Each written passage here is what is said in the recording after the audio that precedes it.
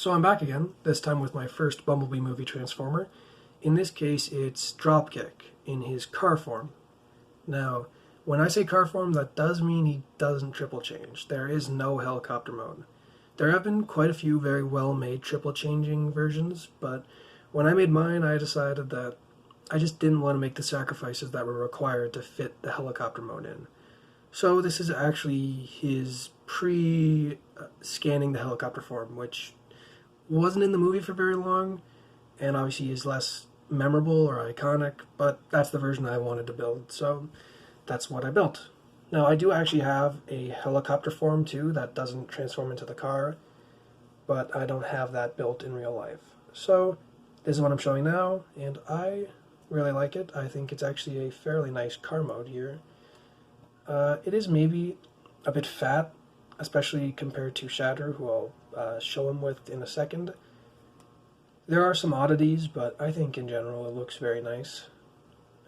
It's probably one of my better car modes, and it does roll. Not super well, just because of how these wheels are attached. I'm sorry about any dust on these things. These wheels weren't pushed down all the way. That might help a little bit. So yeah, it's because all these wheels are usually attached on clips. As you can see here on this guy, they're all attached by clips. Sometimes they can bend and get rubbed onto the side of the car, so it slows down the rolling. So technically, he can roll. It's just not very smooth. Now, as far as comparisons go, if we just pull in Shatter here, who her light bar gets a little bit messed up sometimes, but you can see there he is with his partner in crime. That's how they look together, and you can see obviously that's a slightly skinnier, lower car mode. And since I do consider these cars to be roughly minifigure scale, here he is with a minifigure, and obviously anyone that has worked with minifigures knows that they aren't exactly properly proportioned, so it's difficult to really figure out what is and isn't minifigure scale. So this is a bit too large if you look by height, but based off of width, it is approximately minifigure scale. So it's kind of a difficult thing to decide, but this is the scale I went with for my movie bots, and I don't think it looks too bad.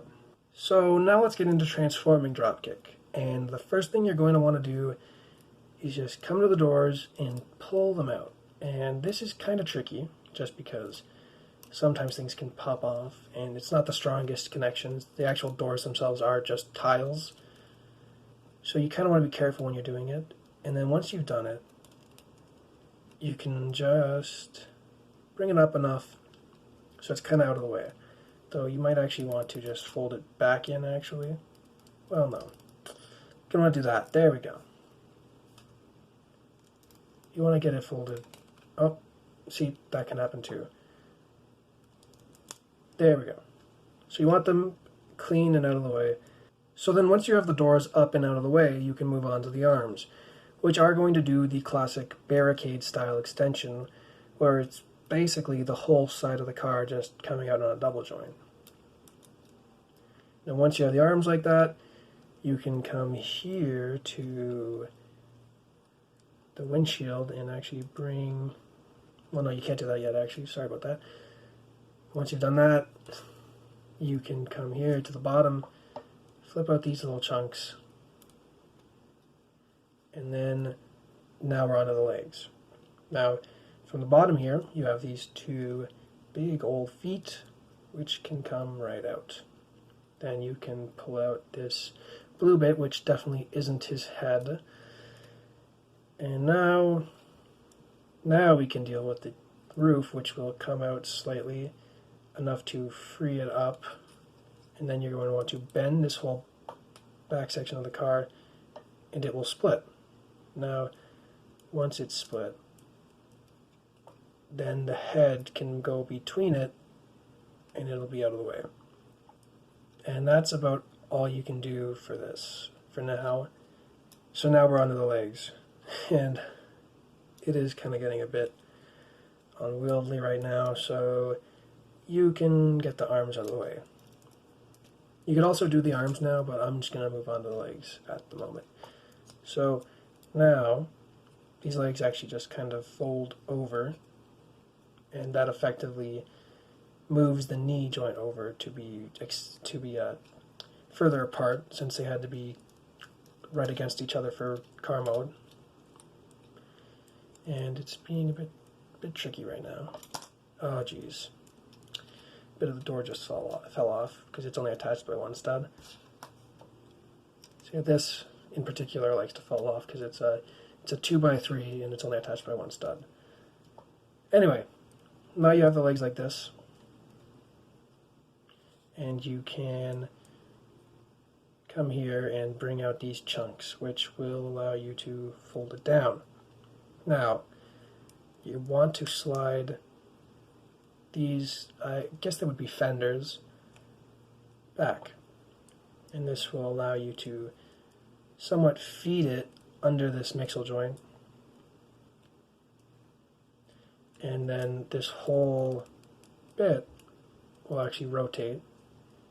And then you can fit that into place. And the foot will also rotate. It'll collapse in and slide over. Now, that wasn't super clear, so on this side I'm going to try and show it a little bit better. Basically what you're doing is taking this little bit of the fender, sliding it back, which it can also pop off because it's only attached by one stud. So sorry about that. And geez. Yeah, it's definitely fragile. It's probably the most fragile bit on him. There we go. Now then, once you've done that, you just want it to fold up, and then basically what you're doing is folding the foot out like that, and then taking this whole thing and folding it over. And then this just barely has the clearance to fold through that, and then it'll be on the other side of the foot, on the other side of the leg, that is. And then the foot accordions in and slides over to center itself. And then you have two nice legs, and we can move on to the torso and the arms. So the torso is actually a simple case of just folding the front of the car down, but it's in two halves, and that's because it actually splits ever so slightly. And basically you'll know you've split it enough because these bits will be able to fit on the sides. And you can see just that tiny little split. Now, once you've done that, you can actually come around to the back, take this little bit of the hood, flip it up. Then you can take this roof and actually spin it over on its little turntable. Now, you can take the roof here and actually just kind of nestle it in, push the windshield up against it, and bring the head forward. And there isn't really a locking mechanism, but basically you just want to bring the doors back without breaking them, preferably. And they're going to be kind of responsible for holding that all in place. And once you've done that, now we can move on to the arms, which do simply enough extend like that. And then once it focuses, you're going to want to take this wheel, fold it in, and there you go, you have it on the inside of the shoulder. And then this wheel will fold back, and this is the other fragile bit of him. This wheel rotates, folds out, and then rotates over, and it didn't actually break, surprisingly. And then you just rotate the hand around. And now we can do that again on the other side. So once again, bring it out, straighten it out, push the wheel back, fold it over, bring it in, then push the wheel back, fold it out, rotate it around, and this one came off, but didn't break off, so it's still good. And then awkwardly fiddle with the fist so it's rotated around, and there we go. And that's, his crotch got misaligned there, but now we just have to do two very simple little steps. That being, we have to move his pecs to be at an angle, and last but not least, rotate his very stiff head 180, and there you go. And now we have Dropkick in his robot mode. Now, of course, this is based off of his robot mode from before he scanned the helicopter, so he does have the full-on car chest. Now, this is fairly accurate. There are definitely some inaccuracies. For example, he has knee pads, which are just required for the transformation. Otherwise, he would have had a bigger backpack. Personally, I like how they look, but they aren't very accurate. Also, the wheels, they're on his elbows, but they aren't completely accurately positioned. They should be much closer to the elbow and basically be built into the joint. That's just as close as I could get them. Now, from the back, you can see he has a backpack here, but it's fairly minimal. And the way it's positioned, it actually kind of looks kind of neat. It's like a second pair of wings almost. The little engine intake there, it does sort of go on his butt, which is a bit awkward looking, but that's that, and yeah, that's really about it. He does have the wheels on his shoulders, and again, similar to those wheels, they maybe aren't completely accurately positioned. They're in the right place. They just could maybe be a little bit deeper into the joint. However, I think it looks fine as is. Now, I believe technically his door wings are supposed to be actually reversed, so that the front of the door is here and the back of the door is here. This guy is transformed so that this is the back of the door and this is the front of the door.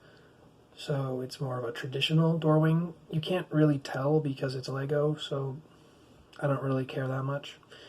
Now, as far as articulation goes, he has a T-joint in the head. It's just very stiff, and it's on droid arms, so I don't really like bending it just because I'm afraid I'm going to break the droid arms. But it can rotate. But that's, Jesus, it's really stiff. Let's just say that. And I don't like using it too often just because I'm afraid I'm going to snap the droid arms because they are very delicate pieces. And it is kind of a floating neck. It doesn't really get supported by anything, so it can kind of get stuck into his torso sometimes, which does look a little bit awkward. Then at the shoulder, he has a ball joint, and this actually can fold out of the way. And it doesn't allow it to have a full spread, but you can bend out about that far. Then, as far as forward movement, it can go as far as you really want.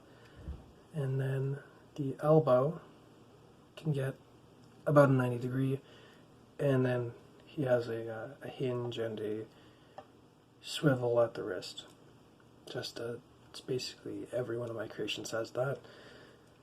Then at the waist, he kind of has a waist swivel. Originally, I intended for this guy to actually extend at the waist here, if I can get this to work, because I was trying to optimize this guy's height so that he was as tall as possible, because obviously they are very tall in robot mode in the movie, and you can still do that. It looks kind of awkward because his chest is very long, his torso is very long, and I ended up opting not to do that because otherwise he's supposed to be shorter than Shatter, and having him like this actually puts him about the same height as her, so I don't actually use it, and it just kind of looks weird. So if you do have that extended, he has a waist swivel, otherwise he doesn't. And then onto the legs, he has the T-joint at the legs, so they can go up like that. The knee joint, the only hindrance actually is that the knee pad here collides into his chest, so you can get a pretty high kick actually. As far as doing the splits goes, if I get the arm out of the way, which is actually easier said than done, there's no hindrance there because it's a T-joint. They're very, very good joints. And then at the knee, he has a ball joint, which can get about a 90. And then at the feet can go forward. They can go slightly backwards, and they can, in fact, tilt. So that's his articulation. One thing that is kind of annoying, similar to how the neck is floating, his backpack is never locked in place, so it is always kind of swiveling. Originally, I had it on a 2x2 jumper, which is a stiffer joint, but also it pops apart very easily. So I ended up changing it out for the turntable, which sadly doesn't lock and is very loose. But most of the time when you have them on display, it's not an issue really. Now for accessories, Dropkick actually has his gun and his blade. Now, the gun attaches by taking his hand here, rotating it over, folding it in, and then the gun, through the tile on it, attaches to the stud on his hand. And you peg it on, then he has a gun.